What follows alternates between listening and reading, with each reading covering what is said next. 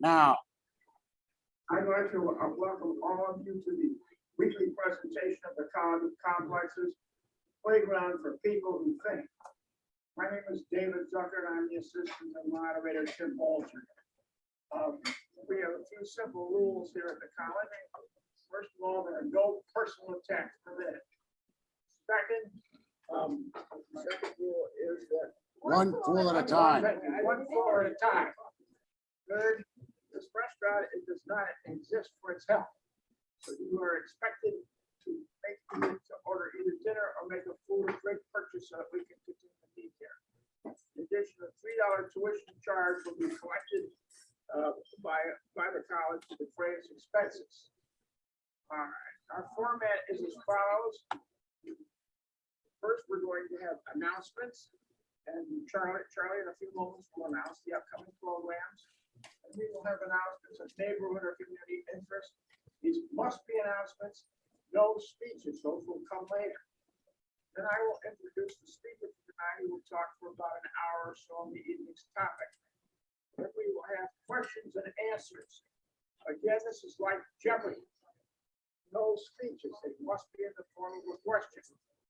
Then after that, Tim's going to portion out the time for how many minutes per person each person has to speak for rebuttals. If you want to give a speech, that's when you give it. You prefer that you rebut the speaker, but you don't have to do that. You can talk about anything that you want to, and then the speaker will get the last word. We will close the meeting down at about 7:45, so the restaurant can close at 8 o'clock. All right. Charlie, upcoming programs. All right.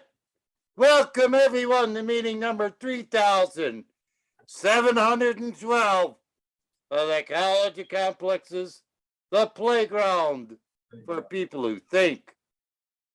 As usual, I would recommend that you join our Google email group or our meetup group to get upcoming announcements of programs. There's no traffic on this, just 1 or 2 per week. So you keep informed of the upcoming programs. Little housekeeping. If you are in attendance in person at the restaurant, please contain your conversations at least during the presentation, because it is picked up by the microphones. If you are participating online, put a big red X over your picture, at least during the presentation. Thank you for your cooperation in this regard. Now, although I am not a capitalist, I will give an advertisement for our upcoming programs. Next Saturday, on Earth Day, yours truly, Charles Paydock, will be given my eco plan to reconfigure the use of an automobile, a car in Chicago and the country. This is a well thought out plan, and I think it will be welcome in any metropolitan area. It's new features which you have not seen elsewhere. I'm also giving it on Thursday to our satellite campus. If you'd like to tune in there, you're welcome to as well. That they're at 6 o'clock on Thursday Central Time. On April the 29th, our own Tim Bolger. This is going to be an interesting topic. This is a hot topic. Yes. We're going to be talking about AI, artificial intelligence, and it's singularly amazing. I came across some examples, what they're doing today with computer technology. So that should be a fascinating, even I was amazed at this transhumanism that there is regarding it. On May the 6th, we just booked Fred, an old commie. He's got an interesting story. His parents were communists here in Chicago, and he was involved in the civil rights movement. So he says May Day is his favorite holiday. May Day. May 13th. She's here in attendance tonight. Marilyn will be talking about economic democracy. She wants to save the country by implementing economic democracy. An interesting talk.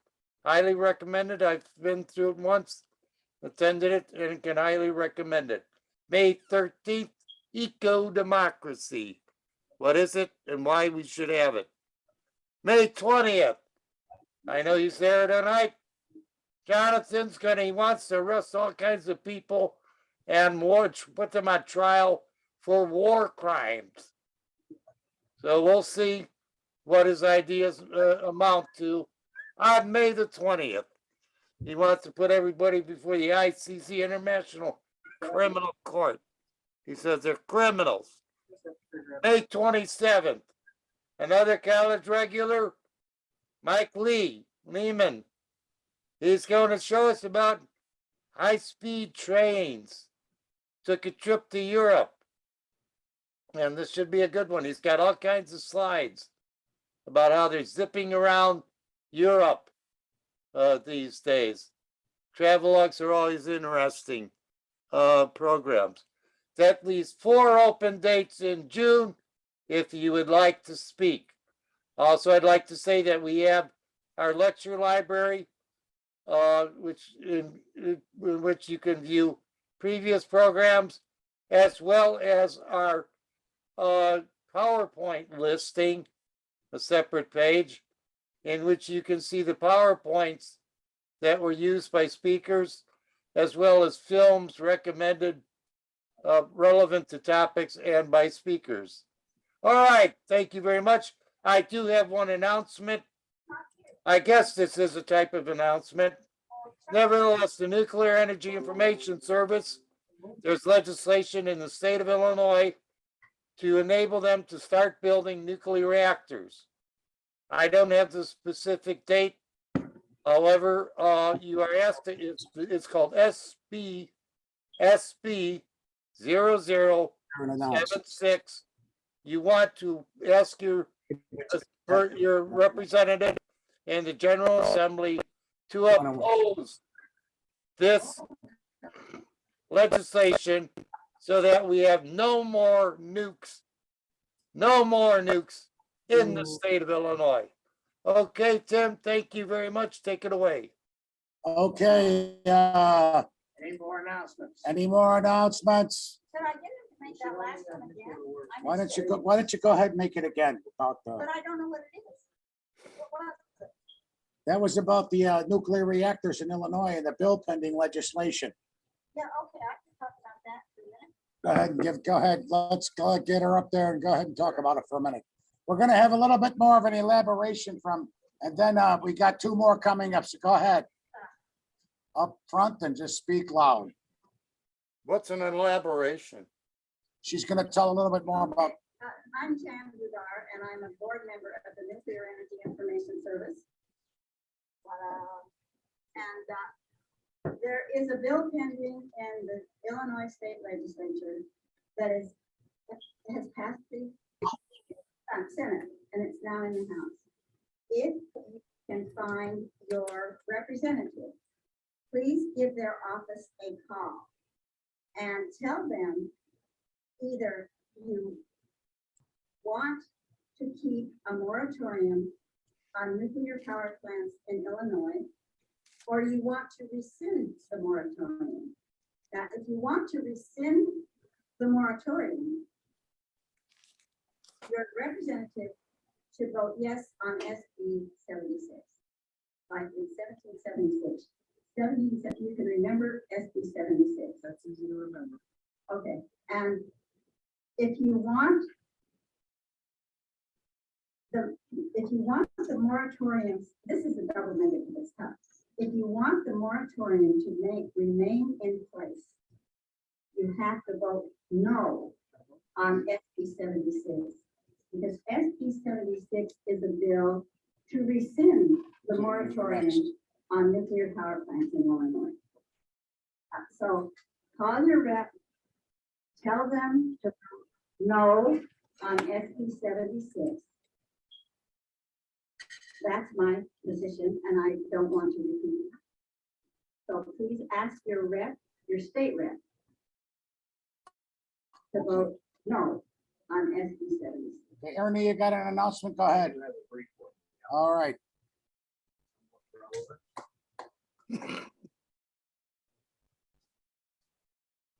Just, Just regarding Jan's bill and any of the other bills, can you hear me? Am I on the right mic? yes. Okay, good. Tuesday, this coming Tuesday, the 18th, and Wednesday, the 19th is lobby day in Springfield. And basically, they still have a session, but basically they throw the doors open and you can go through the Capitol in a group. It's usually best in a group, and talk to legislatures. You don't need appointments in particular. And so it's an opportunity to meet and talk with your legislators about a variety of things. I'm planning to go down with an affordable housing group from Evanston, but there are a lot of other groups going down as well.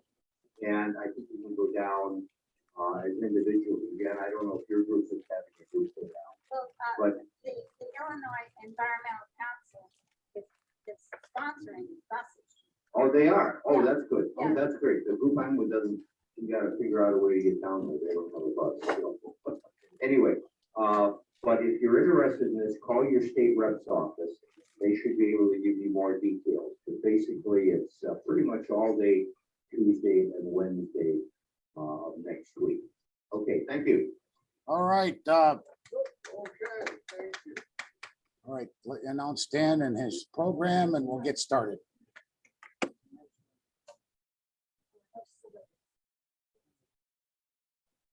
Come now. Any more announcements? Hearing none, we come now to the main speaker. Dan Weinberg, college regular, is going to talk about capitalism and soil. Give it up for Dan Weinberg. Okay. Hey, all right, Dan, we got you online. We got you. Unmute, Dan. All right, thank you. Thank you. Don't forget you can share. Okay. All right, No, today. you. Slash. Oh, yeah, okay. All right, so you are what you eat. And I got a poem to start out. So let's go to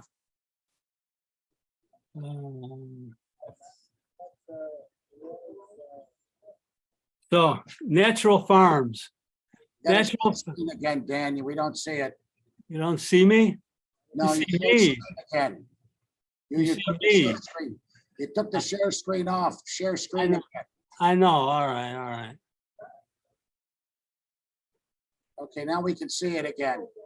Okay. Now view full screen. Just our view start from All right, you are what you eat.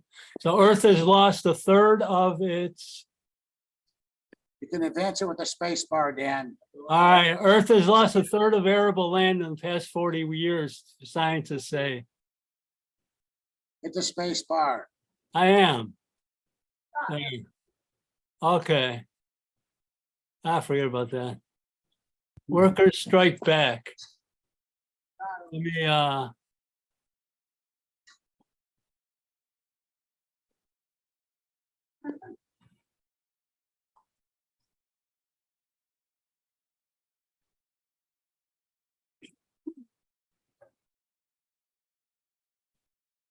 Workers Strike Back is a movement organizing in our workplaces and on the streets against the bosses and their political servants. So this is for capitalism, but workers need a real raise, good union jobs for all, fight racism and sexism and all oppression. Yeah, and that's good for soil. And you know,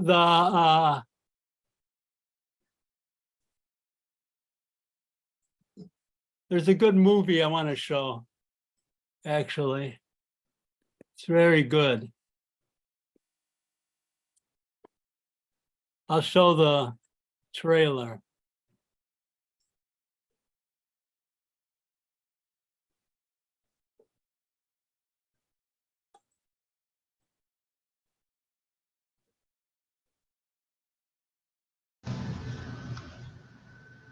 There's so much bad news on the planet. It's so overwhelming.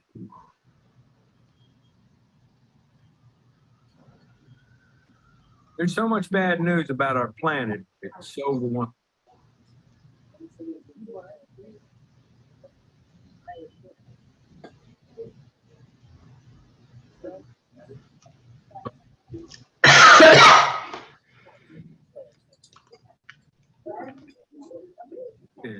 I've given up. This is the story of a simple solution, way to heal our planet. The solution is right under our feet, and it's as old as dirt.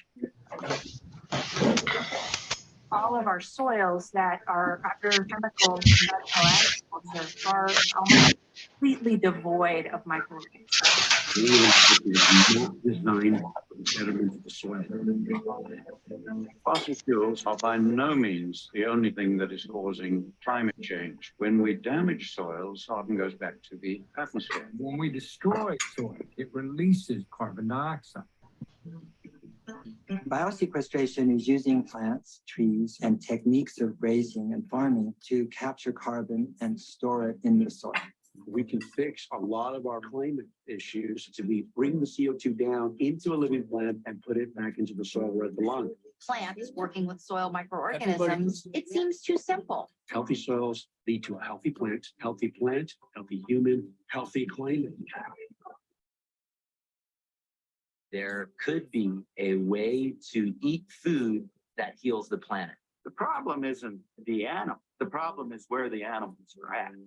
How do we take waste and repurpose and reuse it, because it's really not waste? The poop has to stay in the loop. Compost is just one of a suite of soil-based carbon capture solutions. We know how to do it. And if we continue to scale over 30 years, we can reverse global warming. We can get Earth back to the Garden of Eden that it once was by regeneration. To see biodiversity return to a place that was completely devastated, that gives me hope. Our health and the health of our planet are connected. If you look over here, my neighbor's land that has been chemical fallow, then you look over at our paddock, you have a diversity of different plant species, So if you see, look at these two pictures, these both are pictures of farms. And the one on the left, or your right, maybe, or the left is green, growing, and the one on the right is fallow. And so erosion takes away all the soil, wind and rain destroys it, and the food isn't very good. model do you want your food to be produced from? The answer is pretty simple to me.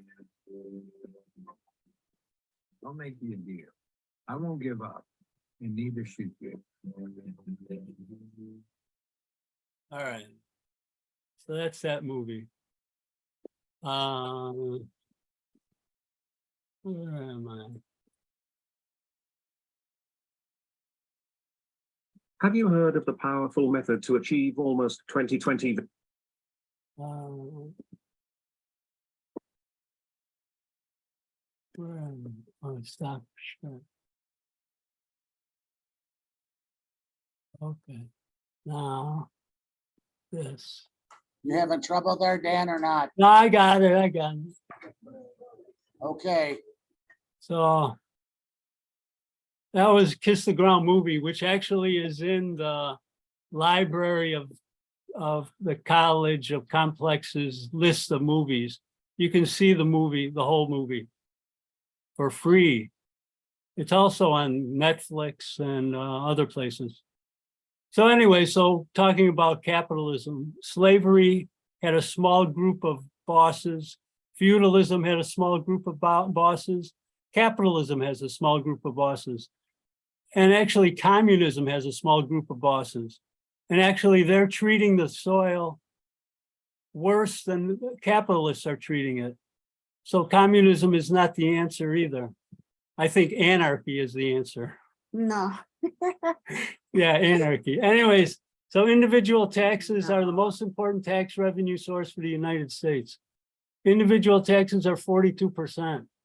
Corporate taxes are 6%. Actually, rich people pay a lot of property tax and consumption tax. So rich people pay maybe 30%. but the middle class and lower class pay a lot, which isn't right. So this is the 13th Amendment. Neither slavery nor involuntary to the Constitution, involuntary servitude except as a punishment for crime whereof the party shall have been duly convicted. So this says that slavery is ended, but you can do it when in prison. So prisons have slavery now, and this is true for in 2023. Even I think the 13th Amendment was after the Civil War. So in 1970s, the economy changed somewhat. Women went to wage work more.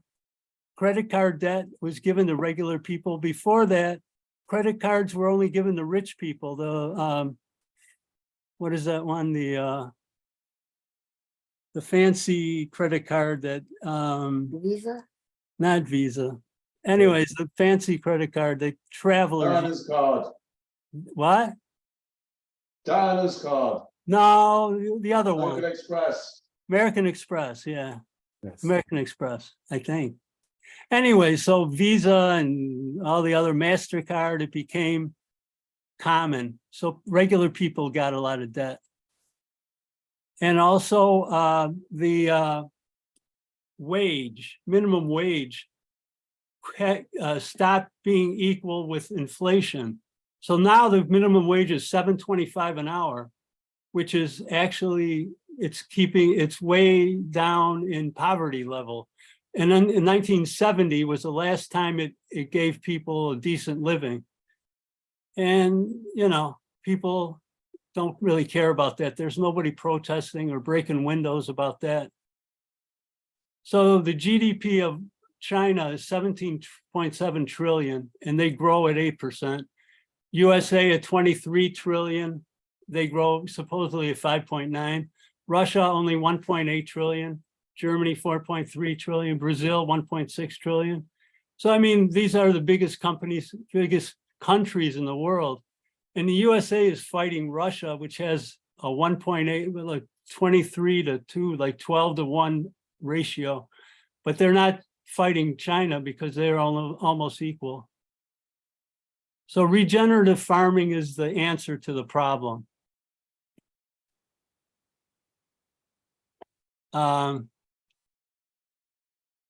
So Farm Aid, if people listen to Farm Aid and they help family farmers stay on the land, and they have a concert system where they raise money for farmers, and because farmers are in trouble. And the only farms that are really growing are corporate farms. So from 1870 to 1970, like I said, worker wages shrank after 1970. And there's been for the last 40 years, there's been a transfer of wealth from the poor middle class to the top 1% because of low tax law changes. So there's the Jacobson farm in Antioch, Illinois is a natural farm. They use no NPK, no nitrogen, phosphorus or sulfur, or sulfur additives. They do everything naturally. And we can visit them maybe if you want to go visit a farm. So they gave me a piece of paper with all the soil, all the grasses that they buy. They paid $9,000 for 20 acres of grasses. Almost, so about $450 an acre, $450 an acre they spent. $9,000 on grasses, like you saw in that picture where the farmer was comparing the soil, the open soil, and all the grasses growing. Which one would you want your food to come from? So at the Jacobson farm, they buy $9,000 almost worth of grasses to feed the soil. And you saw on the other side, they're not feeding the soil. all they do is they throw NPK into the soil when they need to use it.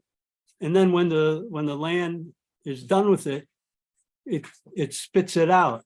And also when it rains, it comes and washes all the NPK into the water system. It goes into our rivers and lakes, ends up in our water supplies, and it ends up in our body.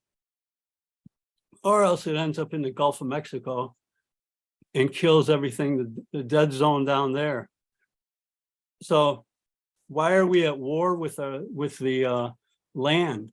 I mean, Roundup sells, you can go into Home Depot and buy Roundup. You can buy a lot of Roundup, but supposedly they're gonna stop selling it in next year. This is a Roundup use map in 1992. As you can see on the left side, California, the San Joaquin Valley uses a lot of Roundup, or glyphosate is the scientific name. And you see around Chicago, they use a lot of Roundup. So, and that stuff, I was talking to a farmer today at the Evanston Farmers Market, and the farmer said their fields, they use natural methods. They don't use any Roundup, no NPK additive. But What's NPK? what? NPK?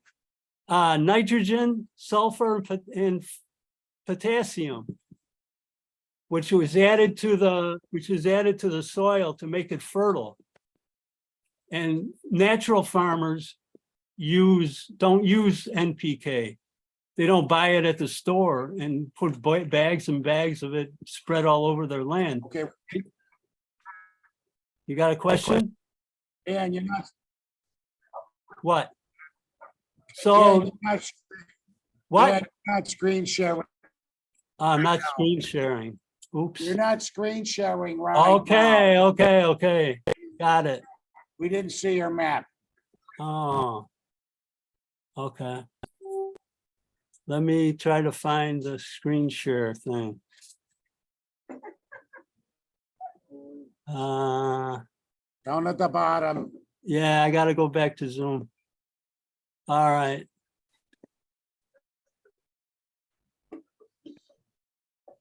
Now you see it? Yeah, we see it now, Dan. All right. See it now. Go full screen on that PowerPoint. Yeah, well, So tell him we're seeing the glyphosate map. We're That's seeing the Roundup. glyphosate map, Dan. He Glyphosate is knows. Roundup. That is, glyphosate is Roundup. Yeah. Yes, that's correct. all right. So 1992, you can see now can you see it? Yes, All right, so you see where the arrow is, the Central Yes. Valley, San Joaquin Valley, where 80% of our vegetables are grown. So they use a hell of a lot of Roundup. And look at 2018, let's see, 16 and 8 is 24 years later. And look around Chicago, how much glyphosate, how much Roundup they use. The most in the country besides California. So it's unbelievable. Everybody in Chicago should be full of Roundup in their bodies. I mean, it's not very healthy. It's not a healthy thing. And it's in Florida, New York, Jersey, Maryland, Virginia, Carolinas, New Orleans, around the Mississippi River, they use it a lot. That's not very cool. What are you gonna do? All right, so this is Dwayne Johnson versus Monsanto. He was the main person in the state of California Monsanto trial. This was 2020. And just now I found out that the money, there are like 11,000 people who deserve money, and it's like 11 bill, the bill to Bayer, who bought Monsanto, is like $11 billion. And finally, the government's, the Biden administration is finally figuring out that they can start paying soon. they still haven't paid. This is 3 years later. Paying for what? Paying for Monsanto's criminal activity in Roundup. Dwayne Johnson got sick because of Roundup. So he sued Monsanto, as you can see, v. Monsanto. And so the judgment was in favor of Johnson. And so he's very sick. He's got a non-Hodgkin's lymphoma. And so he got very sick. And thousands of people have gotten non-Hodgkin's lymphoma from Roundup. And so they deserve money. So it might end up that like 11,000 people out of, $11 billion, people might get $100,000 each. A lot are on Social Security, on Medicare and Medicaid, and they have a lot of bills and they're very sick. So maybe they'll be able to pay, and then they'll transfer that money to the health corporations. That'd be great. So Du Bois is an American sociologist. He said we should measure the prosperity of a nation not by the number of millionaires, but by the absence of poverty, the prevalence of health, the efficiency of public schools, and the number of people who can read and do read worthwhile books. So, as you can see, 1900, there was no glyphosate use, and I already showed you the other pictures. So there's 3 different kinds of agriculture: degenerative, sustainable, and regenerative. And of course, we want regenerative. We want to regenerate the good soil. We don't want to sustain this method that has been used for the last 100 years of poisoning the soil. So we can regenerate it. Wall Street bonuses averaged $176,000 last year, down from 2021, but still 1,000% higher. So if the minimum wage had grown at the same rate, it would be $42. But capitalism is not the problem, I think. Communism is not the answer. These like Jacobson Farm is more or less like acting like an anarchist. They're thinking outside the box. They're thinking all for themselves. They're thinking of their profits, and they're also thinking of nature. They want to work with nature. They don't want to fight nature. So instead of poisoning the soil or poisoning the little bugs, they want to work with the bugs, and they do. And they give the soil life. Aloha Anea is a way, this is Hawaii. So degenerative, go down, sustainable, stay the same, and regenerate is the best model. There's so much wealth and so much misery at the same time that it seems incredible that people can endure such class differences and accept such a form of hunger, while on the other hand, the millionaires throw away millions on stupidities. Priya Kalo. Great saying. So nature, this is a definition of nature in a dictionary. And it says that humans are not part of nature, which is pretty fascinating, I think, to me. How could people not be part of nature? It's criminal, I think. So humans are part of nature. And once people start thinking that they're above nature, they do anything they want to the soil. They poison it, and if it comes off in rain or wind, and it goes into the water, who cares? We're the chief. We're the man. You want to see? I can show you something by Corteva.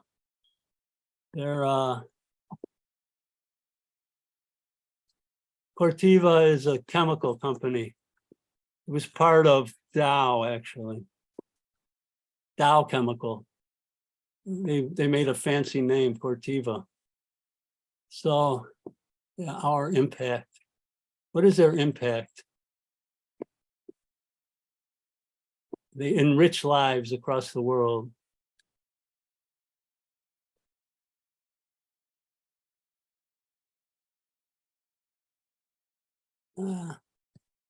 Enrich lives. We work with producers and consumers, but the definition of a consumer is a destroyer. Why call people destroyers, consumers? Why not call them citizens? We work with producers and citizens to create an agricultural system that naturally supports people, progress in the planet. Wow, that sounds great. Except they sell glyphosate. They sell poison. They don't say that. Supporting women farmers. Wow. Actually, they have a benefit program.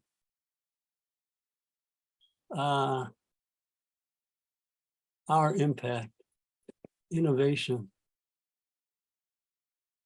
They have a program where they give back $10 an acre if you use a little less NPK. And so they're thinking about their poisoning of the land, but they're not doing very much. I mean, I understand, like Archer Daniels Midland makes 8 billion pounds of high fructose corn syrup a year. I wrote a letter once to the CEO of Archer ADM. He wrote back that he makes 8 billion pounds of high fructose corn syrup. I said, wow, that's great. What good is it? All right, so the history of yeah, they don't go back very far. Wow, 2 years. Anyways, so that's that. Yeah.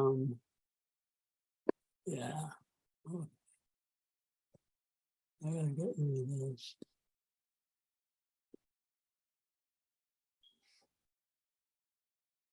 Oh, uh-oh. I gotta go back to my PowerPoint. Where is it? There. Where's my PowerPoint? You just unshared your screen, Dan. Right, I know. I gotta do something.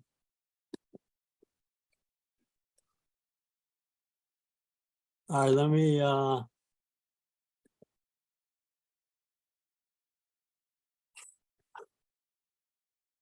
Zoom.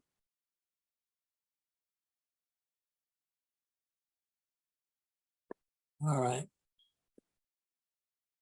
All right, back to this.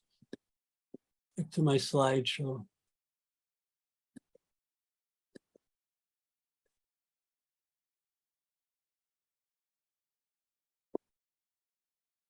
So what can we do? What can we do positively?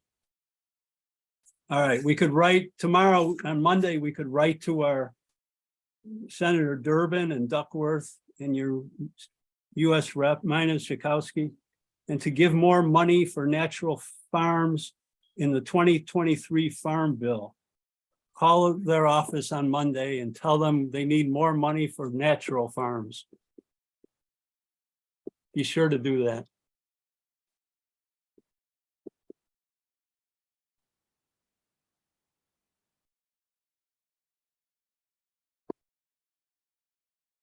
So this is Bayer Monsanto. Yeah.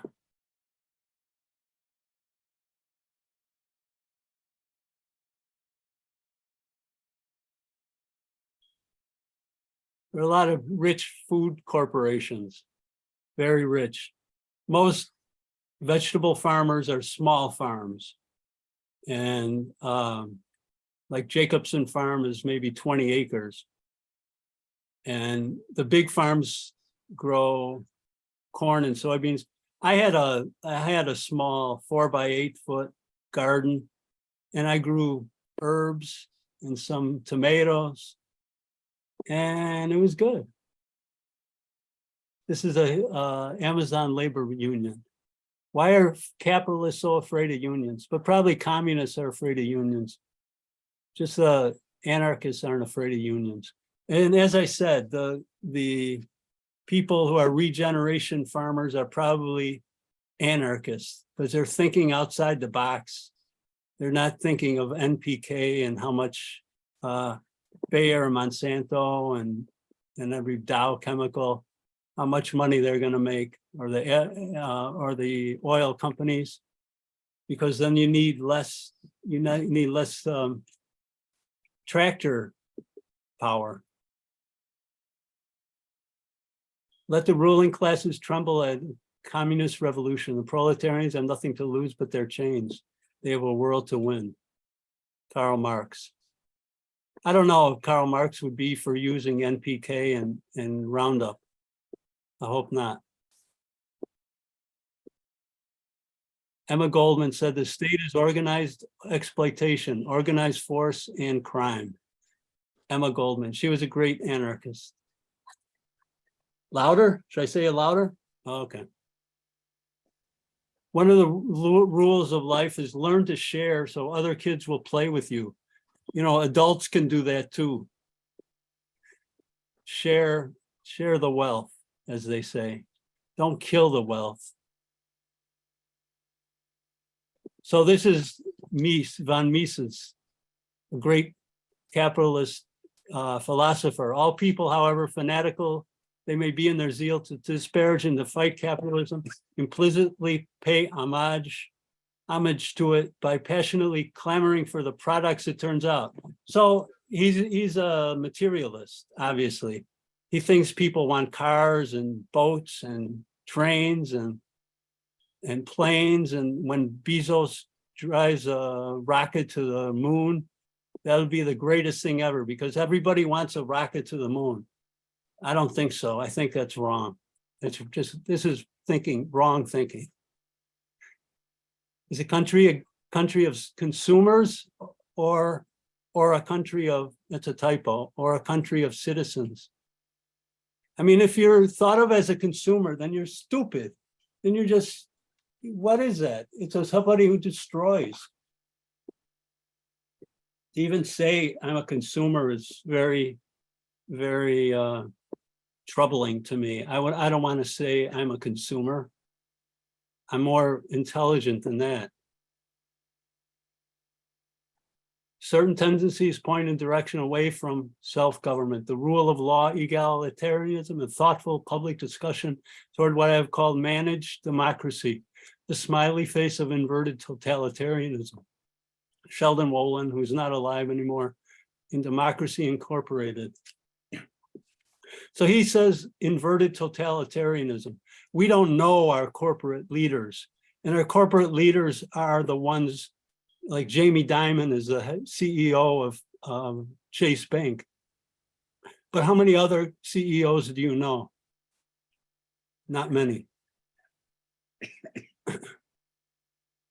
They're casting their problems at society. As you know, there's no such thing as society. There are individual men and women, and there are families. And no government can do anything except through people, and people must look after themselves first. It is our duty to look after ourselves and then also to look after our neighbors. You know, actually, she could be a good anarchist.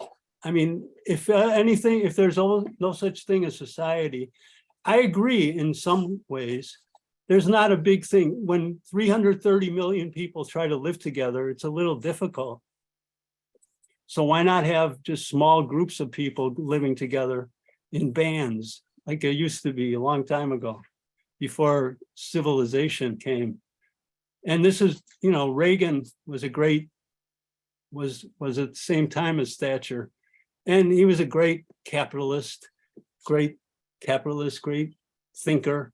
And I don't know, what do you think? So this is a farm, and farms, they can have soil organic matter, and it only needs 5% of soil organic matter. But if it's that field, like the field we saw with that farmer, the gray field, it's probably 0.1 per soil organic matter. But if it's even 1% is a lot. So this is, I think, soil organic matter tests. Anybody have questions? Oh, we'll go to questions. When capitalism was first conceived in the 17th century, it was hailed as a perfection of decentralized power. Unlike kings, no single person or government agency could or should attempt to direct. So capitalism was a great revolutionary thing. Everybody can be a capitalist and start their own business. But when big business are criminals, it's a little hard to live. These powers are also means of inventing and disseminating a culture that taught consumers to welcome change and private pleasures while accepting political passivity. I don't know if that's true, but it sounds good. I mean, people in America aren't protesting in the street like the people in France for lowering or raising the retirement number. Would Americans ever protest? I mean, they did. They're going to protest for Trump's going to jail. That's great. Russia can't occupy Crimea for a naval base. It's a violation of Ukrainian national sovereignty. But America is in Guantanamo. That's capitalism. That's okay. Because Cuba is ours. So what can people do? Let's think positively. They can support Extinction Rebellion. They do good work and they support Palestine Action also. Support civil disobedience. Extinction Rebellion does good work.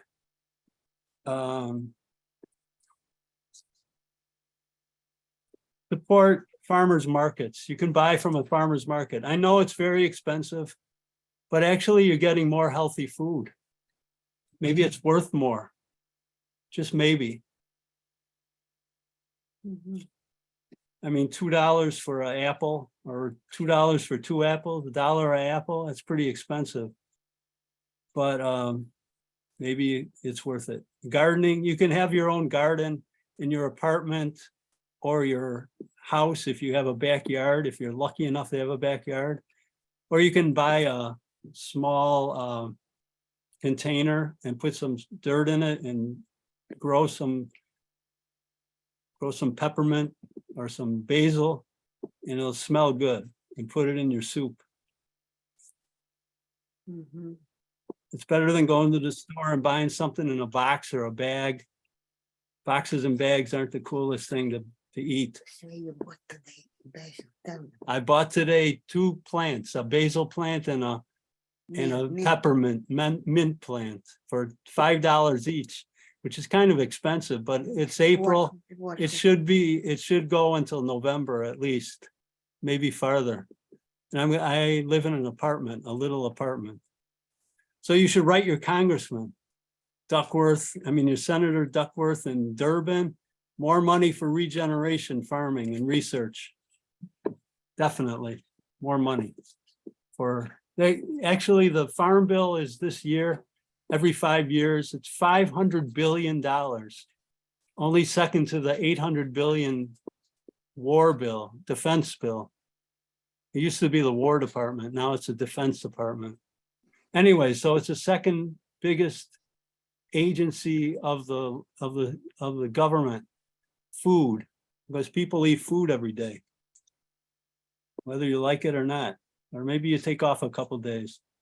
Anyways, you could visit a farm. There's a farm I just met today. They're in Chicago Heights in the south suburbs, or you could go to there's some farms in Chicago in the city on 92nd and Michigan, 92nd and the Lakeshore Drive, I think. There's a farm there. It's a pretty big farm. They have animals, they have goats, and they grow stuff. You could buy food at a food co-op. On Clark. There's going to be a food co-op wild onion market. They're trying to raise $1.2 million. They've raised $800,000. They're going to be kind of local. They're going to be local fruits and vegetable store.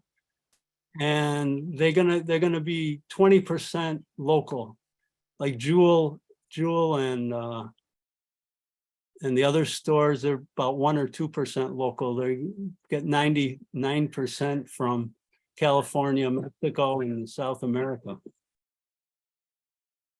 There are other farmers markets, not only Evanston, Woodlawn, Chatham, Uptown, Rogers Park, Pilsen, Hyde Park, Little Village. I'm sure they all have farmers markets. Just ask your alderman, call them up and tell them.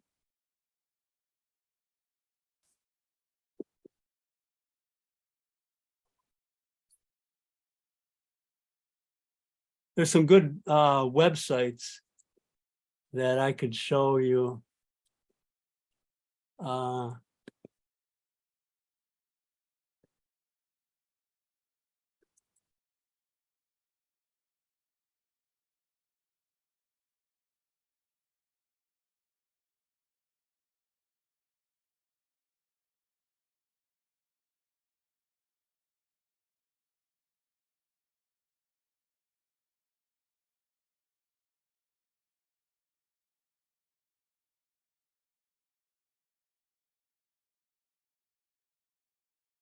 This is a science journalism website, environmental journalism. They have stuff about Roundup and other stuff.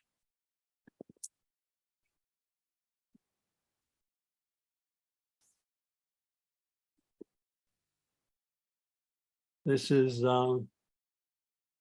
coming up, Farm Aid. Maybe you've heard of them. Old Action for Climate Change. They started in 1985. Actually, their festival was in Chicago for a couple of years at Southside in somewhere out there. Anyways, Willie Nelson is a big leader of Farm Aid. They try to raise money for farmers.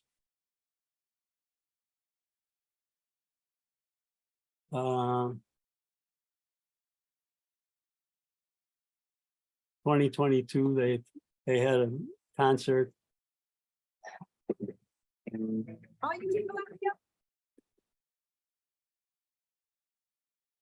This next song's for you.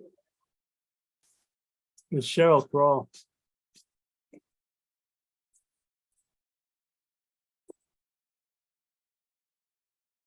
Anyways, that's that.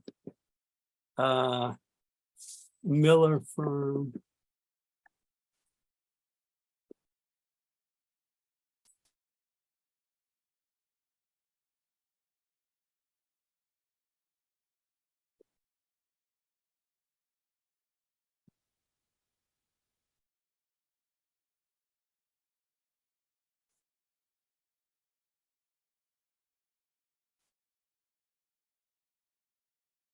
This is the wrong one.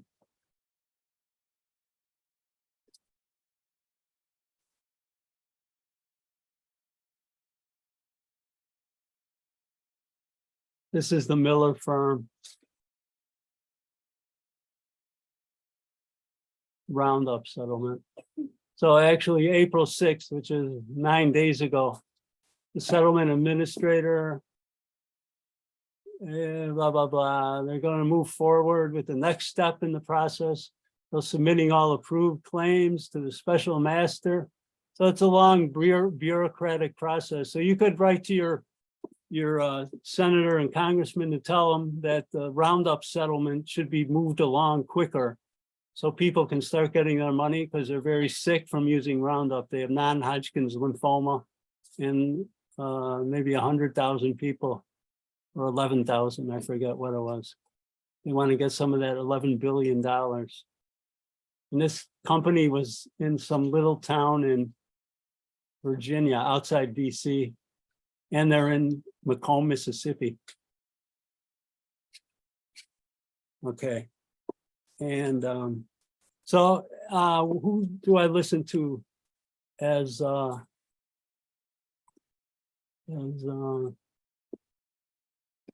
this journalist is pretty good, Chris Hedges. He was a New York Times reporter.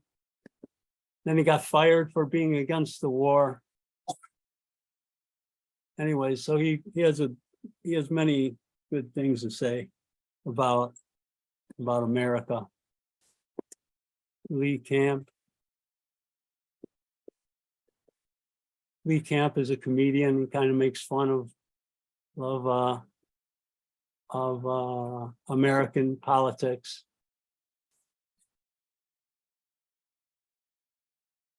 And this is new lead. This is Carrie Gillum. She's a journalist. There's a lot of stories, good stories. So back to this.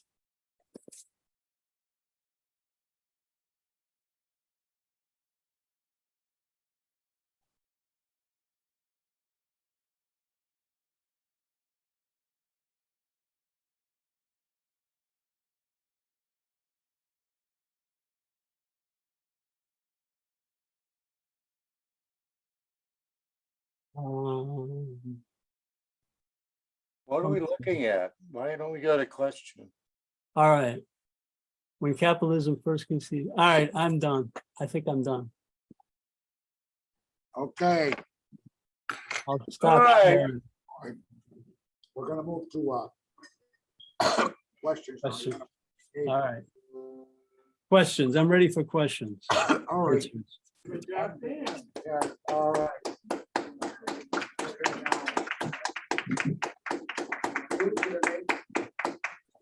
Due to the nature of the internet and Dan being remote, I'd like our questioners to come up front if they could, please, just so we can see it, hear you through the mic, for our web audience. If you don't mind, that is. If you want to stay there, that's fine. But my first question. Dan, You is- come up to the podium if you want to ask a question. They can't hear you, I don't think. Can you guys hear me now pretty well? Pretty good. Yeah. All right. Dan, I'd like to know what your thoughts about the Green Revolution that happened in the 1960s that greatly increased crop yields and almost prevented hunger. Yeah, sure. Thoughts on it? Okay. Actually, it was a chemical revolution. NPK, nitrogen, phosphorus, potassium, Roundup. That was the corporate takeover of farming all over the world. India, China, South America, Vietnam, China, Russia. They all got NPK and Roundup in the 60s. And yeah, yields went up a little bit, 60s, 70s, but then the land got tired of all that NPK and Roundup in it and said, forget it, I'm not growing anymore. I'm sick. So it stopped. So the Green Revolution failed miserably. But, I mean, I haven't seen those statistics. I have not seen those statistics myself. Well, that's okay. I just want to find out because my impression of the Green Revolution is it wasn't the chemicals involved, but also the techniques of recycling the land and, and other things, Anyway, I'll get to our next question. Go ahead. Yeah, thanks, Dan. You're welcome. Yeah, that was great. And I liked your last talk on that. And I guess I do want to hear more about biological warfare, the Monsanto and Dow and DuPont, it seems like there's got to be some law against biological warfare and genetic engineering. And they are also the ones that are behind the vaccines that cause, they've got this in this genetically modified seeds. And, so this science is important. also Chevron, how can the court seem to, allow them not to pay their bills and their debts? So they get fined, but nothing changes. You have any idea how we can, the courts, I know the courts are corrupt and everything's corrupt. We ask a question. How can we, what hope do we have if the supply side is determined to poison us with population control, with kill us all out? Well, okay, let me answer you. Not Exxon Rebellion, Extinction Rebellion. They laid down in the street in London around Big Ben, around the clock in front of banks, and they got arrested. And people sort of listened, the banks sort of listened. But I don't know. Without violence, I don't know what will happen. Of course, Dow did Agent Orange. Dow and ADM did GMOs. Agent Orange, poisoned American troops, and they're trying to get money, and they're having trouble getting money from the government. Chevron is persecuting Danziger, the lawyer. They took away his law practice. They put him in jail. He was on home jail. He had to stay at home for almost 3 years. I mean, and they got away with it. And actually 2 Supreme Court judges, Gorsuch and Kavanaugh, were for Danziger to see their case, to see his case in front of the Supreme Court. The liberals said no. They were on Chevron's side. So look up Danziger court case. But I don't know. That's a good question. What do we do to corporations? It's an inverted totalitarianism. Corporations are in charge. Chevron, Exxon, Chase Bank, Bayer, Monsanto.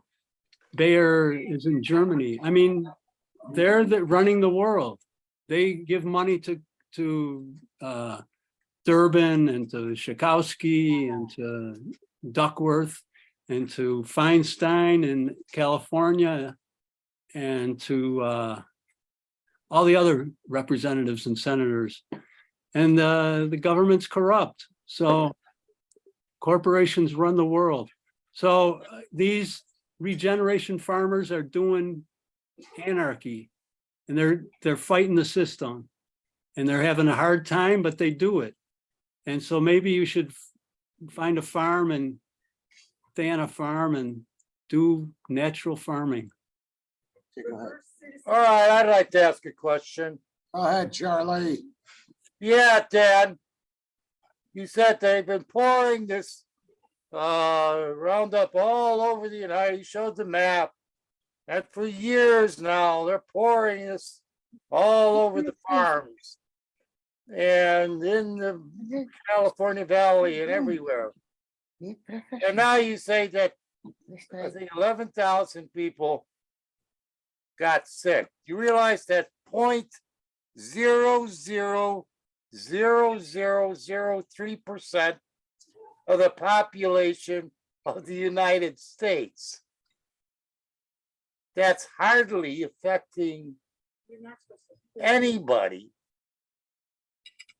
No, well, And you're claiming, wait a minute, yeah. you're crying wolf, the sky is falling, and this court case isn't even settled. By no means, it probably won't be settled. What's your question, Charlie? Where did you, how poison, this is not a hazard. By the standards applied by the government, yeah, for permissible exposure levels, this is so below. What's your question? Why are you claiming it's poisonous when it's not? Okay, can you stop there? Please say thank you. Okay, so I'm not claiming it. In Europe, they claimed it was a probable carcinogenic. Let me talk, Charlie. It was a probable carcinogenic. And Monsanto and Bayer hired scientists. They hired scientists. They paid them money to lie, to tell fake truths. Just like there's like the tobacco company, they found evidence in, what's it called? When they do discovery, right, discovery. When they do discovery in a trial, they find evidence of shenanigans by the other side. And they found letters from scientists saying that, well, we'll write something good and yeah, it'll say this and blah, blah, blah, blah, blah, blah. And so, they make it up. They know it's poison. And that's why they took out 11 billion and they. You couldn't prove it. Let me finish. Let me finish. You gotta They- prove it, man. They proved it. The court case is. No, they didn't. The court case is done, Charlie. That's not a causality for an illness. 0.00032. Have you ever used Roundup? I never have, never. I never touched Roundup. Did you? How much Roundup have you used, Charlie? You want to answer the question? Good. I have never used Roundup, never. I don't have non-Hodgkin's lymphoma. I have Parkinson's. That's not from You Roundup. have one person out of millions Next question. who are eating all this food. that Next it's not question, Charlie. Charlie. All right, Jonathan, go ahead. Jonathan's in the guide. Take a second. All right. Thank you, David. All right, just go right behind. Thank you, David. Thanks, Dan. If a mom and pop shop business operated this way, they'd have their license revoked. So are you optimistic that global popular people's movement can revoke the corporate charter of either Bayer or Monsanto? Thank you for your question, Jonathan. Yeah, I actually, Mexico has passed a law saying no more Roundup. And Bayer and Monsanto, whatever, Bayer is suing the government of Mexico right now, trying to get them to rescind that law. I mean, they're criminals. They're just criminals. And it's just wrong. It's just terribly wrong what's going on in the world. I don't know what to do. I write poetry and I try to survive. But they're criminals. Monsanto is criminal operation. And they know it. All they want to do is make money. And they get rich. They like it. They like their planes. They like going to Paris for lunch and New York for dinner. And they like having $1 million houses and they like going to the moon. And they're destroying civilization. And they don't care. They don't care. When Jamie Dimon was in front of the Senate testifying and Talabi asked him, what are you doing with, global warming? He got upset. He said, we do what we want to do. We have to produce oil. People want oil. So they don't care. They just care about money. They want their lifestyle the same. It's all about lifestyle, Jonathan. I don't know. I don't fight them to win. I fight them because it's the right thing to do. Or I think it's the right thing. And I think what they're doing is wrong. Thank you. Next question, go ahead. No, on Mexico, they're not suing Roundup. I think you can check your facts law. What they are doing is fighting the U.S. over GMO corn and being held up as part of the MCA. And plus, I've used Roundup. I've worked on farms. And without, we need these chemical farming feeds the world. Without it, your little farms are not going to feed people. Question. Me listen. You want starvation? Actually, they could have better policies. Okay, you want to respond, Dan? Into the seas. No, I just say you're wrong. Sorry. All right. And you're a liar. No personal attacks. All right, go ahead, Jen. No personal attacks. And we're not taking photo. All right, it's working, it's working. Oh, no. Just talk loud. Now, You know. I went, Listen, listen. Pull it down, we can't hear you. I went to the, can you hear? Yeah, now we can. Okay, I went to the Pioneers Conference in San Rafael, California, about 17, and there were farmers there. And they were doing regenerative farming in California, which was one of the most interesting things going on at the conference. But I have a question for you about vegetarianism. What's the matter? I was trying to get Tim to tilt the camera so it's on your face. Oh. Yeah. Okay, thank you. So anyway, these farmers were doing regenerative farming. And so my question is about vegetarianism. Because these regenerative farms required animals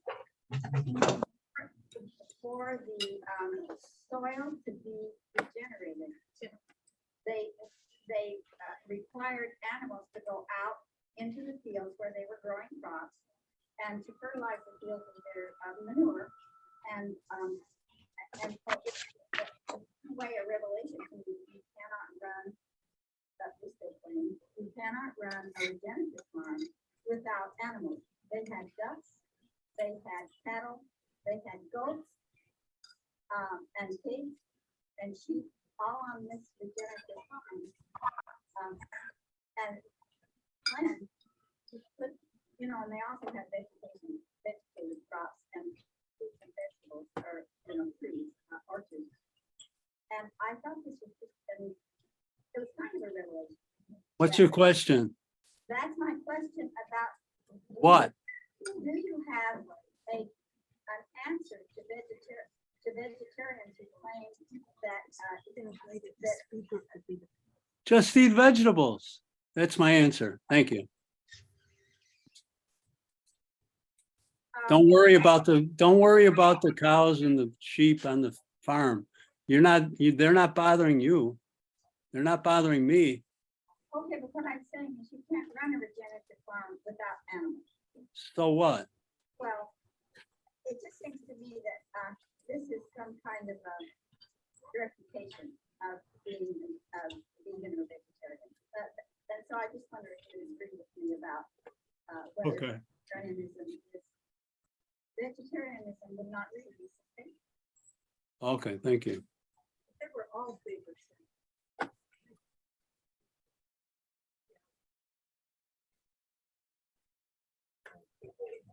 Hello, sir. This is my first time. We can't really hear you.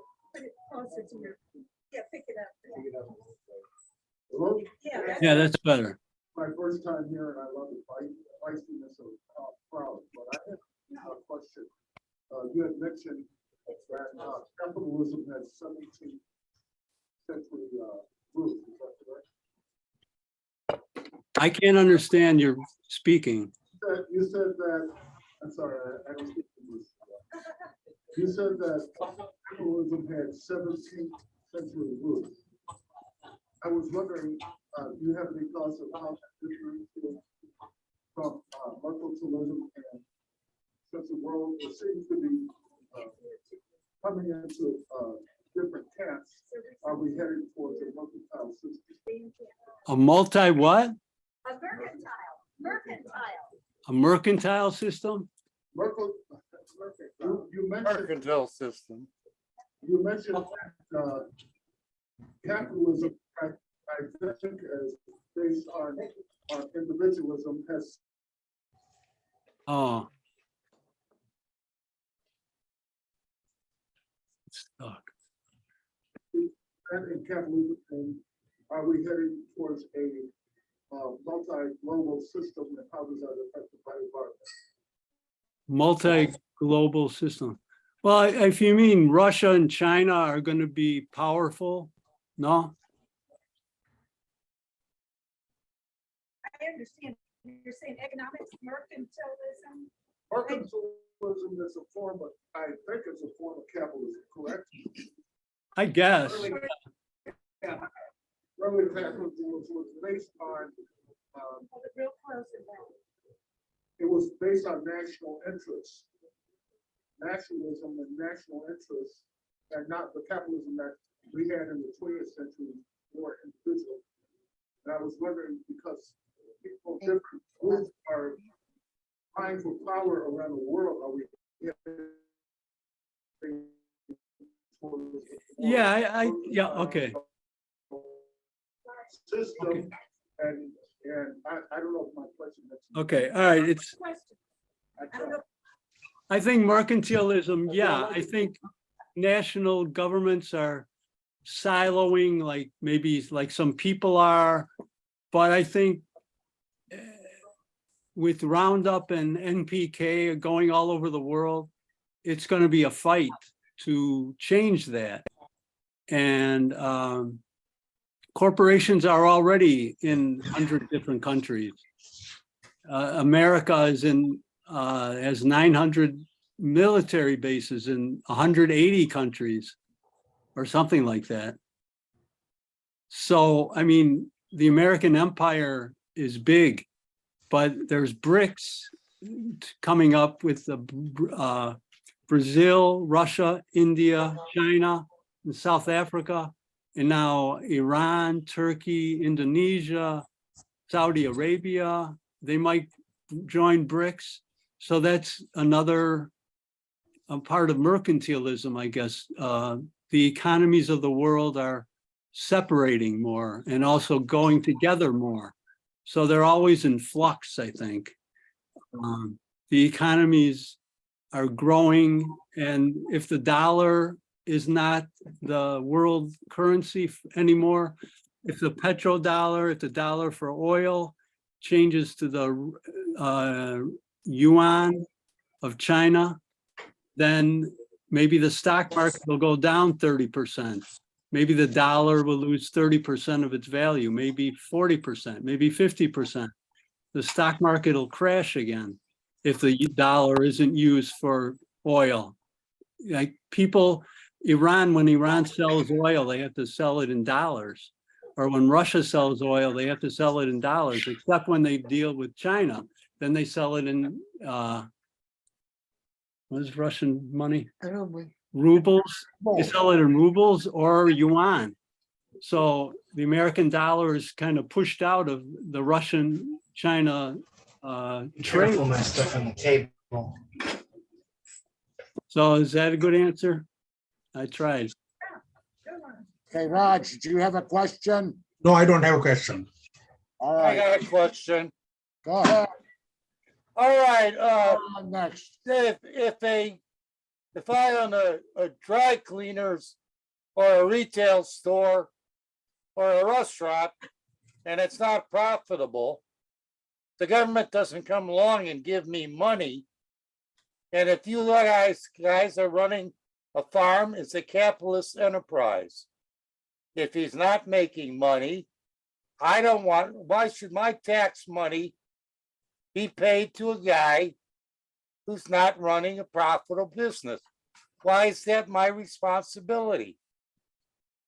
Okay, farm subsidies are a very interesting subject. We're talking about paying a guy who's not operating. You said these specific type of farms were not showing a profit. Yes. Keep it at that. Well, what kind of farm are we talking about? The farm you wanted, regenerative, organic. No, these are doing fine. They're doing fine, really. They're doing fine. Yes. Which They're one business. aren't? What? Dan, in your talk, I wrote it down.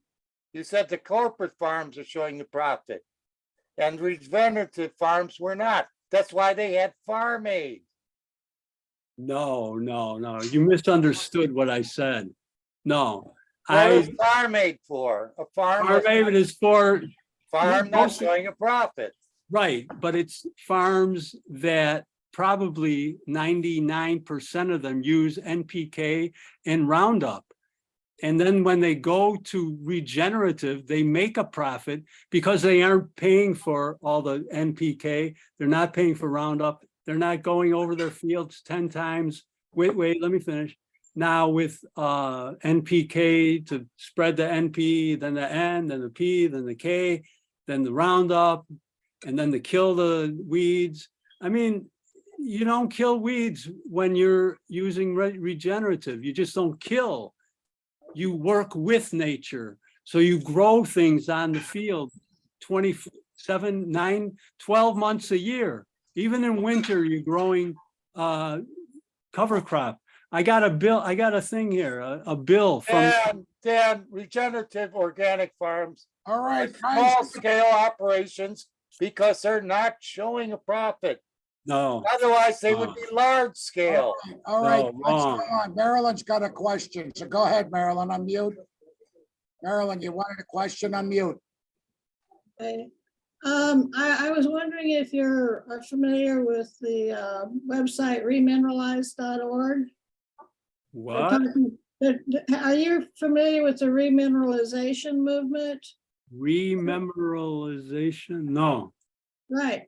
It's the idea that grinding up rock to a very, very fine powder can greatly increase, it can remineralize the soils and greatly increase production without NPK. So you might want to check that out, remineralize.org. Okay, thank you. Memorialize. Thank you. Go ahead, Doc.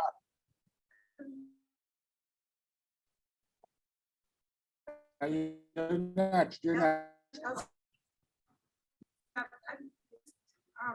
Thinking about, could suggest any kind of other movies or ones that I know of, that have helped me understand the regeneration versus, I don't know if it's Roundup, but it's Big Little Farm. Big Little Farm. Okay, yeah, it's wonderful. It shows a couple that actually apply the principles of just nature doing, it's just easy. And so that is regeneration. That's what they're talking about with that. And, whereas the fire would take down the other part of it. But the other issue that needs was the GMO seeds and how they hurt the farmers whose natural seeds that they blow over there. And, so natural seeds that really were what for, evolution, right? They should regenerate. If you get to where if it doesn't have Roundup genetically modified into that seed, then it takes over like a monster. The Indian seeds don't work anymore. And I know I had worked on a project for Monsanto and as a market researcher, and the farmers loved it because it really did get rid of the pests. But it's a short term. Yeah, so what's your question? It ends up, being a catastrophic. General, so you say there's lawsuits of Chevron, but that's in the Amazon, right? But I guess I'd like to know more about the lawsuits, but also a movie people should see is The People versus Agent Orange. What's the Shows question? how Agent Orange is being sprayed all over the country. Question, please. More about lawsuits and class action lawsuits. So Dow and DuPont. Question. Question. Please. Citizens united, a per take over the world if we allow the billionaires to outweigh the people. All right, let's move on since she doesn't want to ask a question.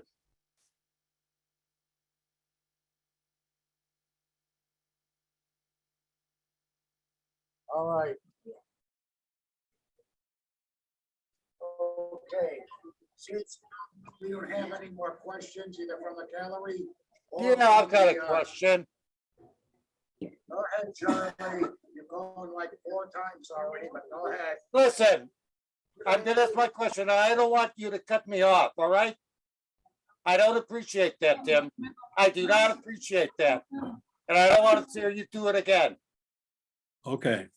Got it? Now, here's my question. Adding these nitrogen and phosphorus are naturally occurring minerals. They're not manufactured in some chemistry system. They're naturally occurring chemicals that adding them to plants in your soil is organic farming. Adding them to your soil is no different than adding water. What's your question, Charlie? Listen, I asked you, please, sir, you just did it. Now let me talk without interruption, all right? Adding is no different than adding water. And why are you opposed to using these are natural fertilizers, naturally occurring in nature, and the plants receptive to them? Okay, one answer is, did you see the land next to that regenerative farmer? It was gray.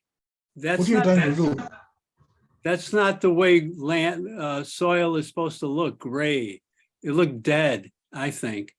And it probably got a lot of NPK, but the NPK, as I said, it washes off during the rain. Wind blows it away. And animals. That is a field that was plowed and arrowed. That's all. We're talking about adding natural substances that all plants thrive on. Well, I guess your philosophy is different from mine. I guess that naturally occurring means 2 different things. Naturally occurring, and then like in a forest. Now, do people go in a forest and put NPK and Roundup in the forest? No. Why don't they? Because nature, capital Nature, does it naturally. And even after a fire. If you don't have it in a piece of land, you're not going to have a forest. But in the 1820s, before there was agriculture, if you look at a map of agriculture, look at Google Earth, the whole country looks like covered with agriculture. But anyways, what I wanted to say is, like 1800, the people going through the plains here, like Illinois, Kansas, Missouri, Nevada, anyways, those states were full of grass, maybe 10 feet high. It went past the guys sitting on the horses. It was so high. Now, what happened to that soil? Under that grass was soil, probably 10 feet of topsoil. Dan, the grass there's tall one question around. Don't interrupt me. It gets to short grass because of the water. Charlie, one full at a time. But hold far enough. I'm answering it. He's talking about tall grass. Charlie. It's eastern Ohio Valley. As you go west, the grasses all get shorter. Charlie, one full at a time. Yeah, Save it for your rebuttal. Yeah, we can save it for the rebuttals, Charlie. We're gonna let it go at this point. All right, who's got rebuttals?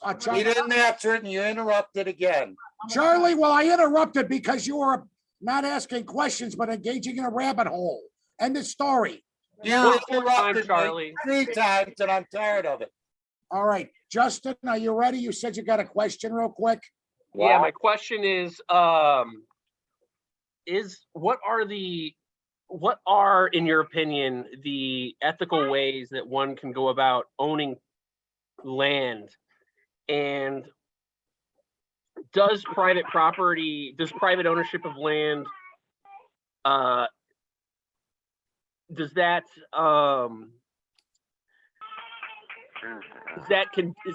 allow for better stewardship of the land if it's privately owned? Thank you.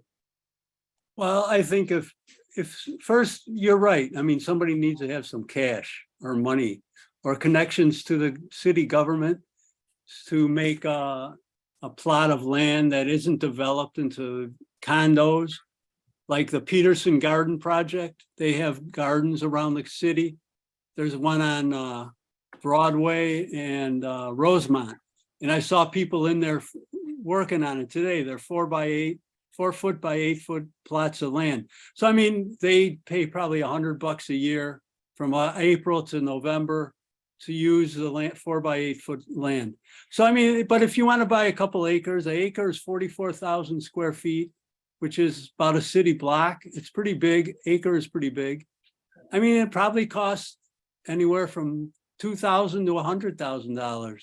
So that's a lot of money, and people have to have a job, or they have to be born into a rich family, or they have to be lucky at the lottery, or they have to have a job. Maybe they're a truck driver or a city bus driver, or they work for the CTA, or they work for whoever, and they have some extra money and they buy a piece of land. I mean, if you want to use NPK like 98% of the other people and be peer pressure, then do it. But if you want to think outside the box, be a regenerative farmer. I mean, it's up to you how you treat the land. And I think if you treat the land nice, the land will be nice to you. And as far as animals, you don't have to have animals. They are good for fertilizer though, and trampling down the cover crops, which are used. But you don't have to be a millionaire to buy an acre of land. There's a little farm, Wagner Farm, Wagner in Skokie. You can go see it. It's a real working farm. Or there are farms in Chicago Heights. Or there's farms at 92nd and Lakeshore Drive. Or some other ones. Okay, Dan, we want to wrap things up. Okay.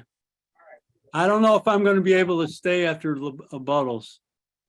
Well, Dan, we'd like you to stay because you will get the last one. Marilyn, you got one more question. Go ahead. Yes. Isn't the NPK that is commercially used, doesn't that come from fossil fuels rather than natural sources? And isn't it acidic, which actually destroys the soil microorganisms?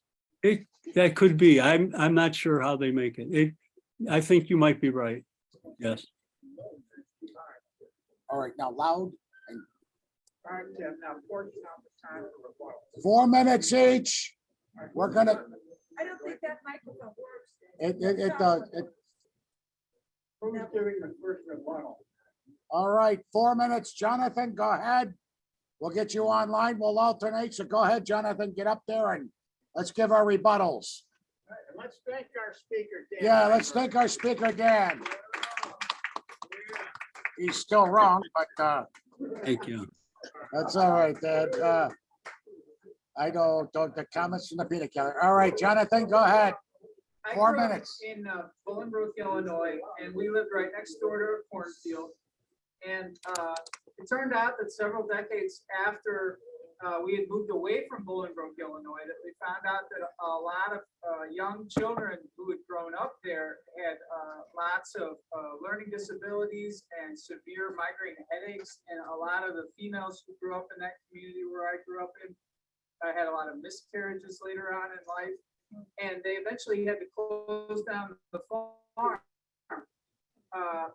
I don't know whether that particular farm in Bolingbrook was closed down because they were scared to death of all the lawsuits that would eventually ensue decades later, because they could figure out that the townsfolk were not happy with the way not only local agriculture was being operated, but by the clear classism and racism of the EPA. Now, everybody knows that the EPA has one of the, excuse my language, but this is personal to a lot of us who grew up in rural areas, one of the SHIT-ist reputations of any governmental agency in America, and that's saying a lot. Okay, the EPA is not known for being a fair, honest broker. They're clearly got a bias, okay? And that's why these lawsuits and these studies are often tilted in the favor of Wall Street, tilted in the favor of big agriculture, tilted in the favor of the oligarchs and the plutocrats and the privatizers and the corporatists and the usual suspects.